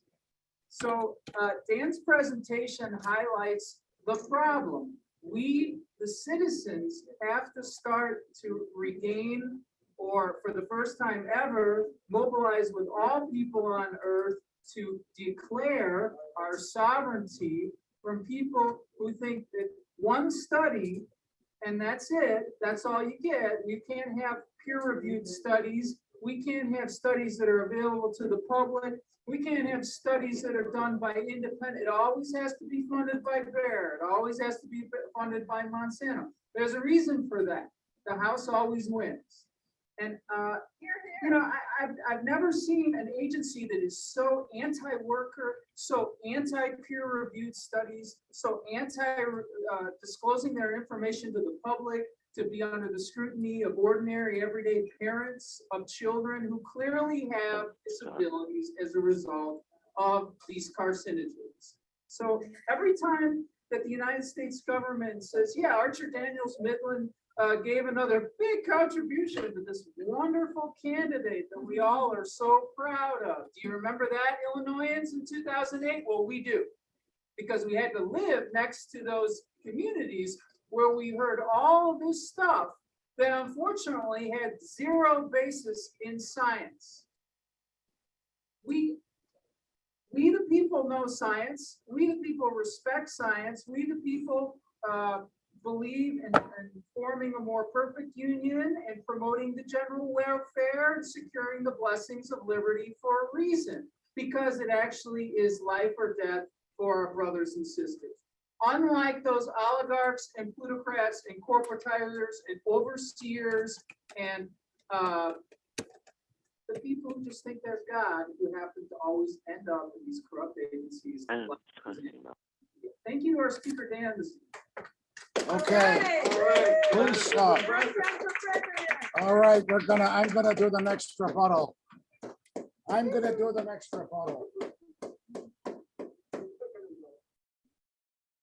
Somebody count me for 4 minutes, I got it. please. All right, Jonathan, you're all set. Get close to the microphone. All right, can you guys hear me now pretty well? Yeah. No. Oh, Charlie, everybody else can. I have to say one thing. You guys are denouncing capitalism, denouncing corporations, denouncing what works in today's world. We wouldn't have a modern world today without the power of the cooperation that corporations provide. How many of you got an iPhone in your pocket right now? Raise your hands. How many of you have a cell phone in your pocket? Raise your hands. That wouldn't be possible without the collaboration and cooperation and competition of the consumer electronics companies worldwide. And the children who make them. One foot at a time, Charlie. You know, why don't you just knock it off, Charlie, because it's my rebuttal. The thing is, when you get free market capitalism running, it provides a better standard of living for everybody. It helps raise wages. It helps bring things here. And yes, people get rich because they also take a lot of risk when they start a company. You remember Amazon may be the most profitable company right now, but Jeff Bezos was losing money for almost 12 to 15 years straight before he was able to make a profit. Many of your online companies and internet were basically started with, you know, government money and government research.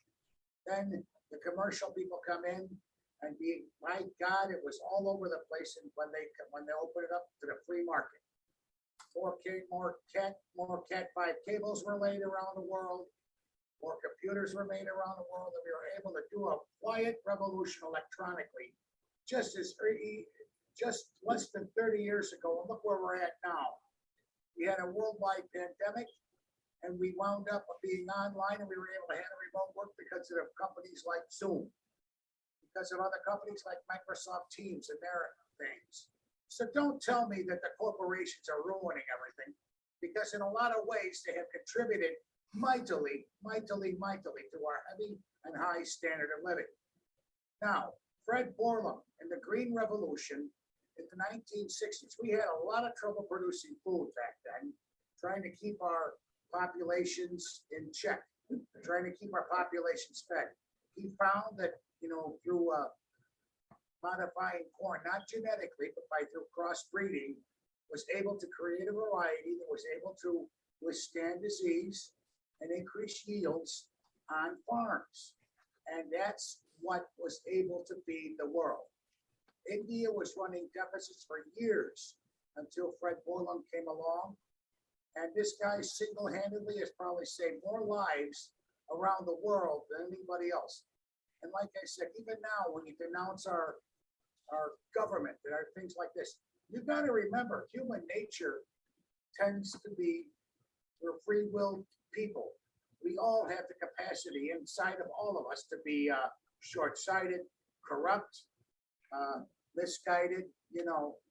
I just saw on C-SPAN the other day a lady who was talking about how can these corporate criminals get away with it.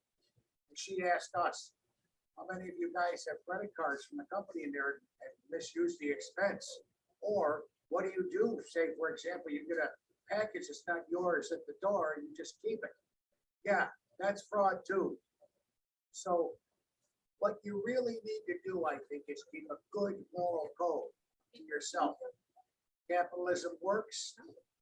There would be no need for unions if there was greedy people that not at the top. But again, you're going to do it. I still think that the democracy is the best for checks and balances. We have a Congress. We have rule of law in the United States. And people believe in some good old-fashioned values, such as family, such as honoring your parents, believing, treating others like you would be treated. I don't see where you would blame something on capitalism when it's really within our own ethical standards. No matter what thing you're under, you're still going to have corruption. You're still going to have human beings do wrong. I still think that capitalism and the corporations and everything else provide the best for countervailing balance and conform most to human nature. So go capitalism, go democracy, go corporations, because they do provide market-based incentives for cooperation and competition. And it's the best way to do it because it raises the most people, the most best living standards in the world. Okay. All right, I gotta go, Charlie. I'll talk to you later. Thank you for everything. You want to get the last word? No, that's all right. Thanks. All right. That's a humble speaker. All right, go ahead, Ellen. Hold on, what, you said how many minutes? 4. All right. You want to go next, Ellen? Go ahead. 4 minutes. Yeah, you. Yeah, hi, I'm Ellen Corley, and I thought that was great. I wanted to, there's so many comments, but one correction that I think we need to understand regarding what Tim said and capitalism in general is the problem is we've got supply side capitalism now. I grew up with a father who believed in that. It's a one-sided, there's supply and they don't care about demand. So Dan talked about he don't like being considered a, but that's how he is considered. Actually, we're considered less than a consumer. They just care about supply, and they think it's going to trickle down. Well, and if it's trickling down radiation or trickling down or genetically modified organisms that are giving us cancer, that's actually their intent. That's the horrifying truth. Is there's something called population control, and I didn't believe it for years, but they want to kill off 7/8 of us because there's only that much oil left. And this is Michael Rutherford writes about this in Crossing the Rubicon, and Jim Mars wrote about it, and it's like, and these guys are all killed off, either by cancer. Cancer is a bioweapon. We created these vaccines and this stuff to kill off people that they just want maybe the 1% to live, like in that movie Don't Look Up. We're all being killed, and they think it's the perfect crime because even if you could prove that it was the Agent Orange that killed this guy, the prosecutors say we're not going to take it. They've got the Federalist Society pushed in the laws of the founders of 1776, which was actually Alexander Hamilton, which was actually representing the banks, the banks that Jefferson was opposed to, and he was a secret agent.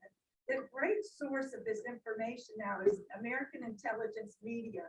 This guy, Douglas Gabriel and Mike McKibben, they're on YouTube.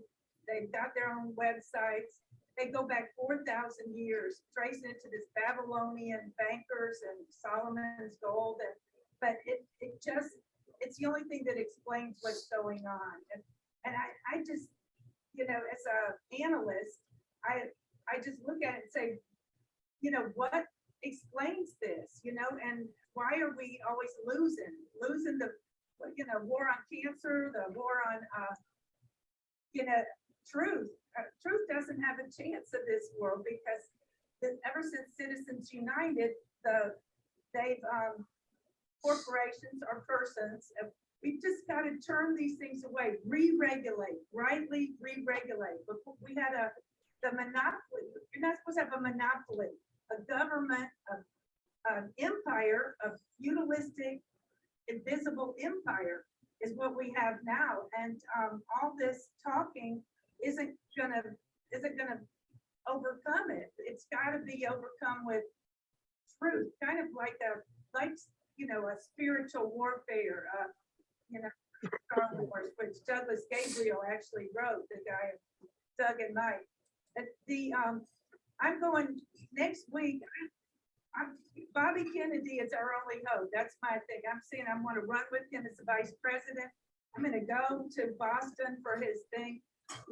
He 4 minutes is up. These are biological warfare, and we're being censored, smeared. They're doing everything to stop him and me from telling this truth.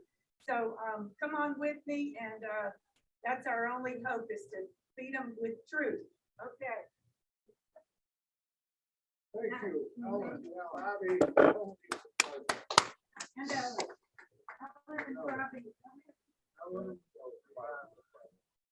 I appreciate the presentation. I can't say that I know a lot about environmental conservation or soil, but I will talk about the land issue that I'm about. It's environmental economics and environmental taxation. I don't know if anyone here is familiar with the philosophy of work, but I think we're underestimating always how many problems it would solve at the same time. It would treat labor and capital equally. Roger. Nebraska. Look. Right now is that people are not rewarded for improving their own property. Mostly because people are living on their own property. I can't, I'm sorry, I can't hear you. Stop taxing property for its value and start taxing the destruction of the land and the hoarding land. You'll be able to tax people like Bill Gates and make money off the community. That community. That's called that's undeserved. We should be taxing the we're trying to avoid taxes and not just market level people that actually know that. No one likes to pay taxes. We should give rid of income taxes and sales taxes and corporate taxes. We only have one tax. That way, more good quality land will be cheaper and easily available. It'll become cheaper and more affordable to mix land and capital on that, mix labor and capital on that land. So it'll save the economy, increase poverty, which is not only an economic problem, but a social problem. And with the destruction of property, poverty will do all the social problems that poverty comes with. Financial crime, desperation comes from poverty. So we need to look at solving the land question. Making sure that we can use that land, but also constantly as by building a community land trust in every place to stop distant states, governments, and distant exploiting local land. That's how we're going to see. Okay, who's next? Tim, I didn't hear one word he said. Well, it's because he was not speaking too loudly, Charlie. Who's next on the rebuttals? You want to go, Charlie? Yeah, I'll go ahead. I'm sorry, I'm not being just I know, nasty, he but wasn't. I listened and I have large speakers from my computer and I turned them up and I could not hear maybe one out of every few words. All right. First of all, I'll be eclectic as usual. Our speaker has got a little confusing here about farming. He had some theory there about grasses, and Tim wouldn't let me explain. The grasses in the United States go from tall grass in the east to they get shorter as you go west. And you can tell by grazing cattle in places like Ohio and Illinois and Indiana. You can graze like several head of cattle on an acre. As you go west, you need more acres per cow. That's what I mean. You might need 5 acres. If you get into places like Montana, it gets into like 10 acres. There's just no grass. There's nothing for them to eat. But that's none, and it's due to climate, the rainfall. It made some theory there about agricultural practices, and that's not the case. Another thing I heard is grow food locally. That's bizarre. Food is grown in locations because that's the most suitable place to grow it. Illinois is the #1 place on the world for growing corn. Corn is a long-rooted crop, 6 foot long root. Illinois has like 18 feet of topsoil. It's perfect for growing corn. To be growing anything else is a waste of valuable farmland. There's a reason that things are grown in California and Florida. And they manage to get crops there. But there's a reason crops are grown in certain locales. It's because they are suited to those locales. And say, well, we're going to have, one time you have truck farms outside of cities, but that's been supplanted by modern transportation and consolidation of agriculture and certain crops and trucking industry in particular. But you have no need for local farming anymore. This is something you're trying to sell the surprise organic farmers. I'm not aware of any one of them are making any money, even though they charge exorbitant prices for their produce, eggs, and so forth. It's like he's saying, it's $1 an apple, and that's artificially trying to support farmers that, quite frankly, aren't productive, profitable farms. I'm sorry, they're not under the current framework. Also, something here about animals. If you have Illinois or something, they raise pigs because they don't need to graze them. If you go further west, yes, they would have animals, animal husbandry. They have cattle because you have grazing land. The land is more suited towards pasture.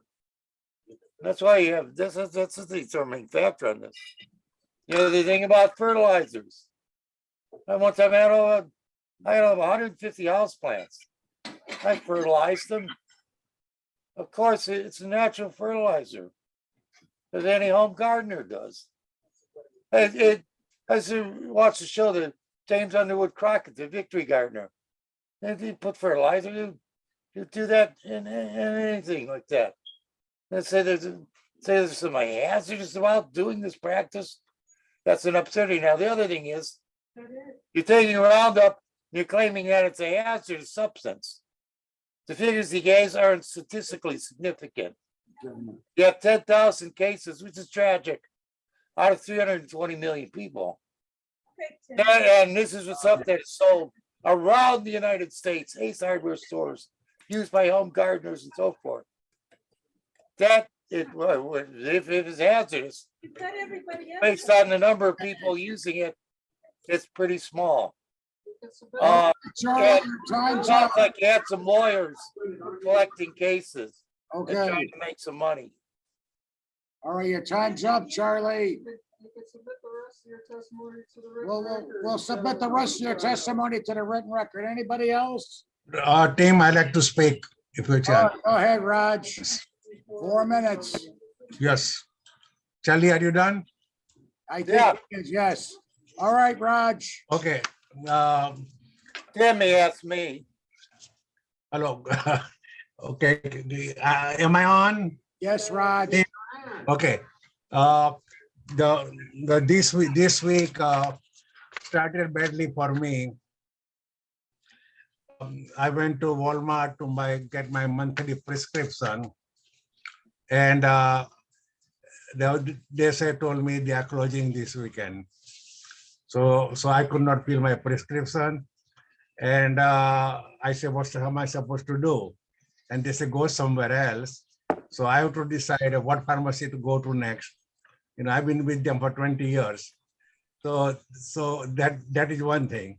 Second thing, this time we saw the bank failure, and that is really causing a big deal of harm to our democracy and people. And our inflation is going down. Thank God it's good, but it's still going to stay for a long time. And we are going to get, people are hurting. So I mean, our Democrat and our president has gone to a war, and he's judging up our problem with China, and that's going to have a more problem. So we have a democracy that is good. We have free enterprise that is good, but it's not working as well as supposed to be. We should not have such a bank failure without notice and suddenly find out 2 days before, okay, that bank is going to go under. Such a big bank that help lots of entrepreneurs, you know, in the Silicon Valley, and they are in trouble. So this thing goes on. I don't understand much about farming, okay, so I cannot talk about that. But small businesses are being destroyed. COVID and inflation have destroyed so many strong businesses. Over the year, I walk the streets, and lots of empty stores continues. So we have a problem. Second thing, I check pantry places in a Chicago area, at least north side, and I see longer and longer lines every day. And troubling thing is that the young people, they are lining up there, young white people lining up there, you know, and north side, because we have lots of mostly people in the middle section. So that is a problem.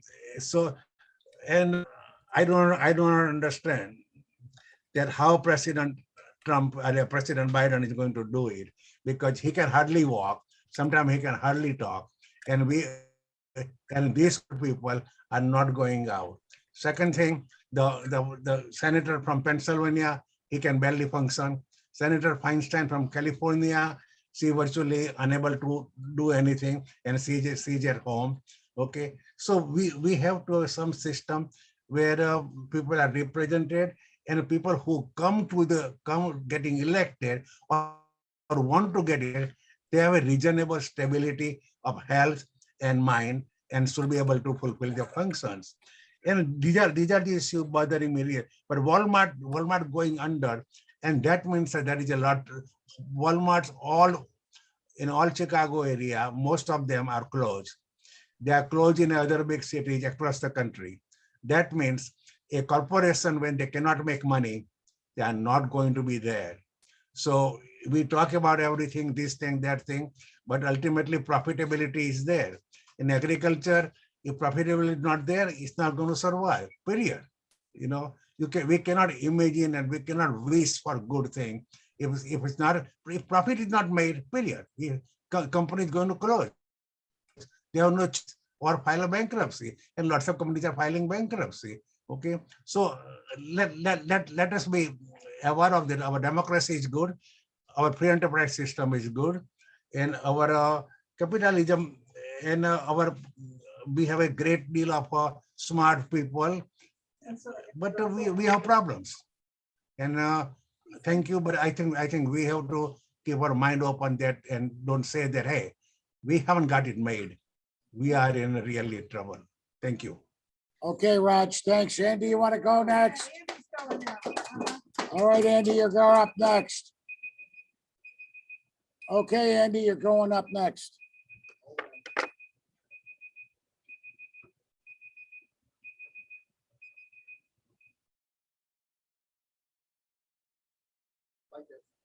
Like to thank Dan for his talk tonight.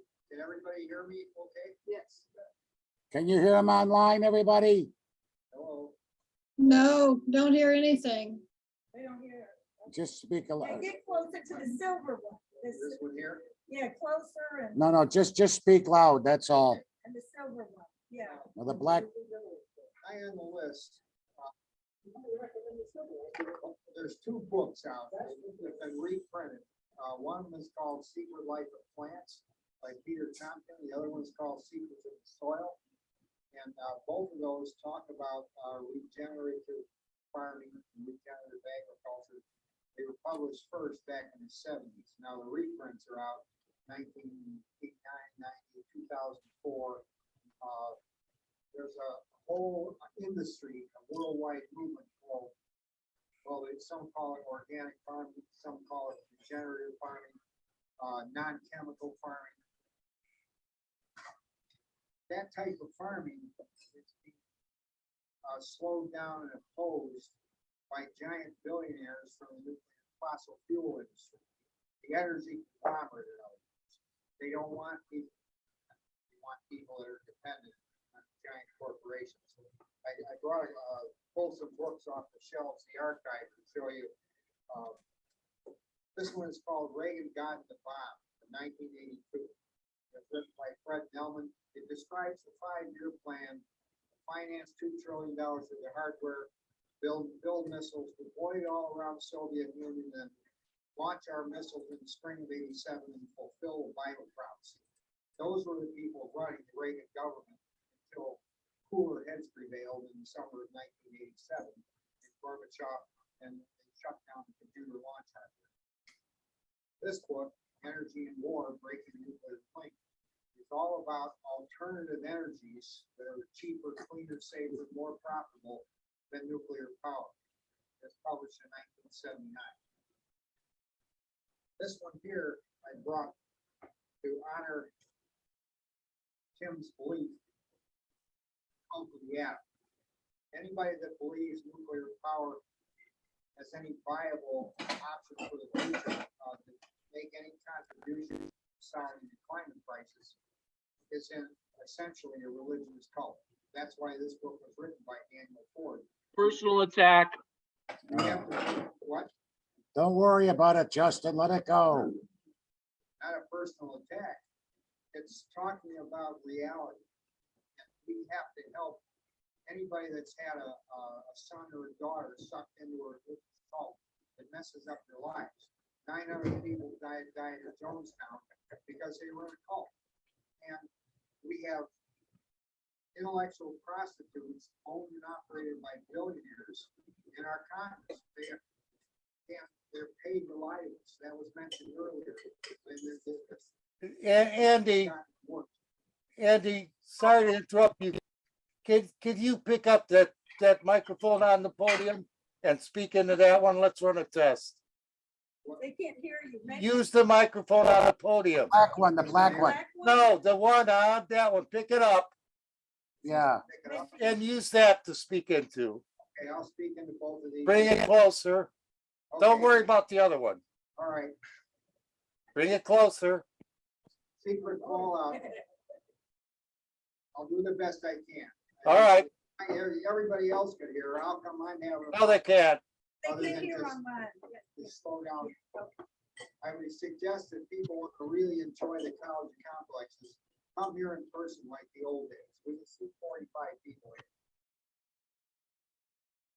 Ernest Sternglass published a book on low-level radiation. There's all kinds of books like this on the low-level, minute levels of chemicals in the environment that are causing all kinds of leukemia, cancer, Parkinson's disease. Samuel Epstein wrote a book in 1979 called The Politics of Cancer. It's a classic. I suggest you look it up. The Politics of Cancer. It's about all the environmental contaminates, like what Dan was talking about tonight, especially the chemicals that go into fertilizer.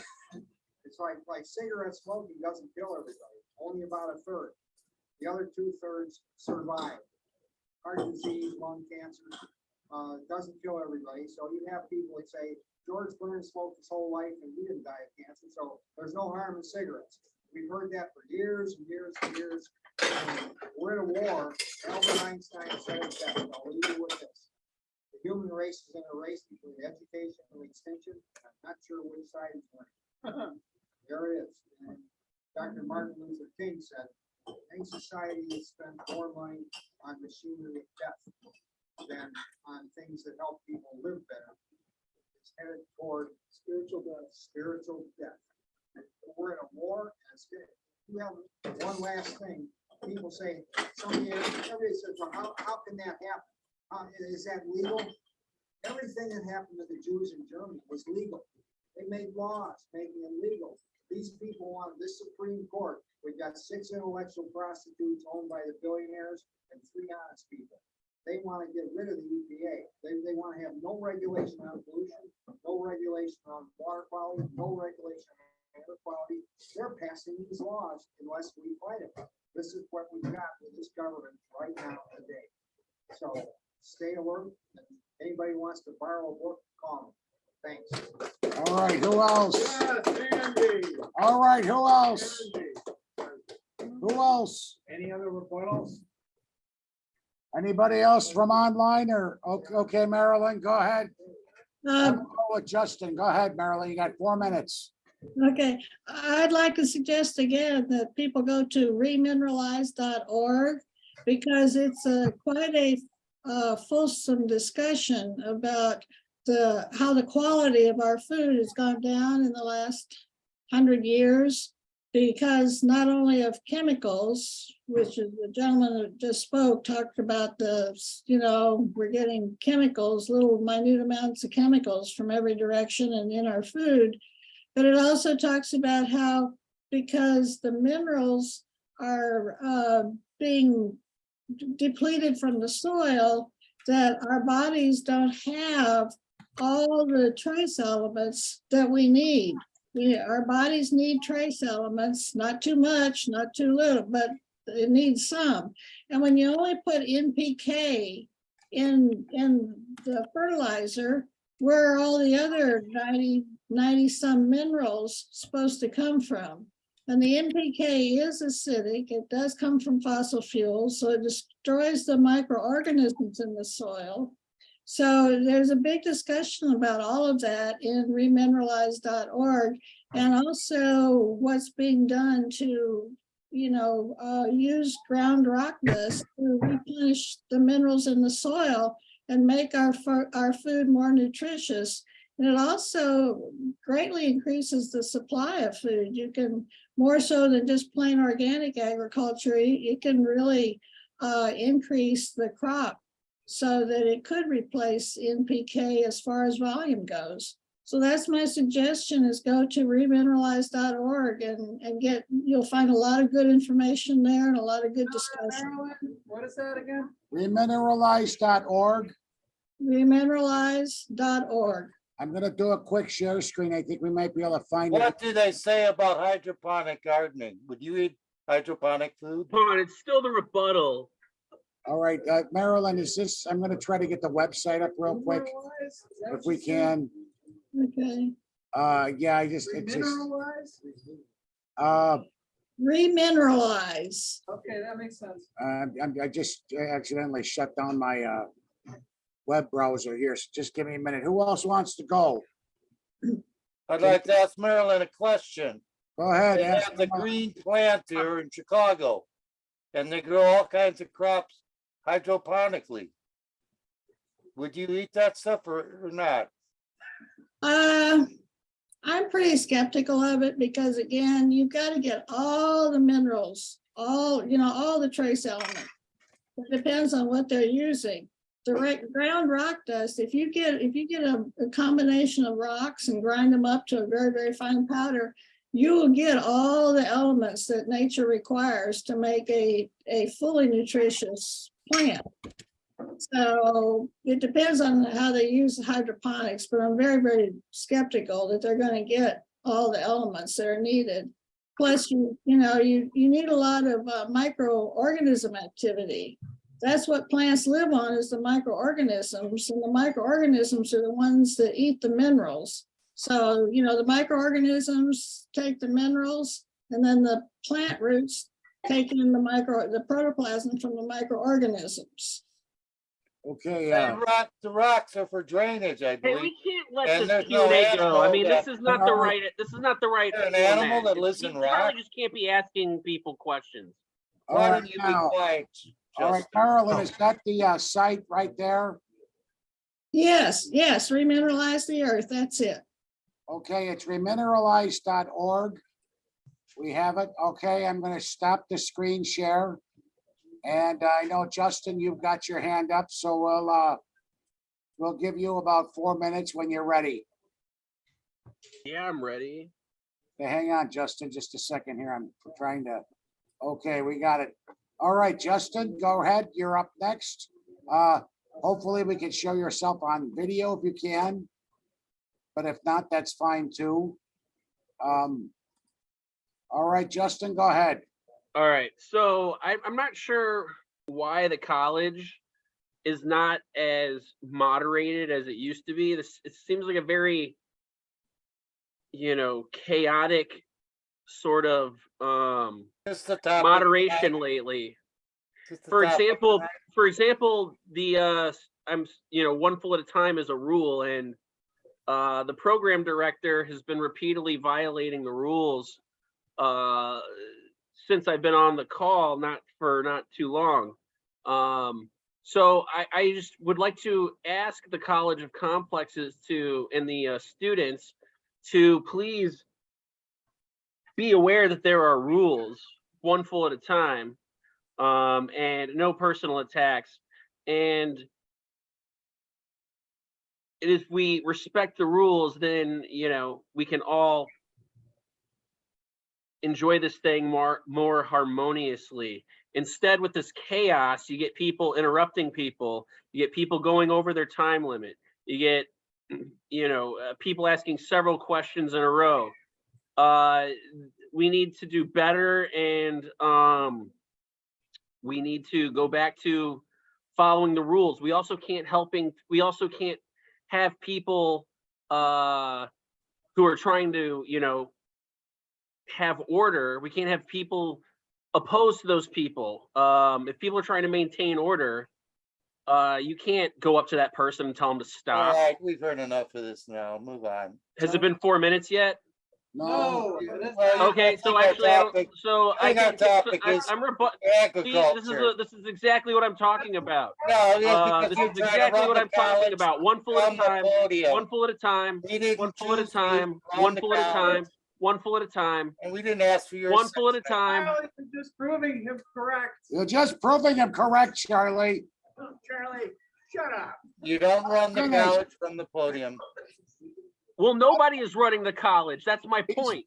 And it's very chaotic. And if we can go back to the moderation that we had, we wouldn't have said company interrupting the rebutters or anything like that.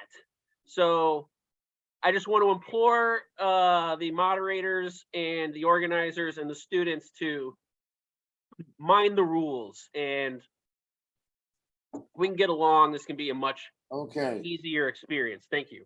All right, Justin, thanks a lot. Charlie, sorry I had to mute you. But we were trying to keep order. All right, Enrique, you got some comments, please go ahead. You don't run the college from the podium. Am I on? Enrique, you want to ask a question? Go ahead.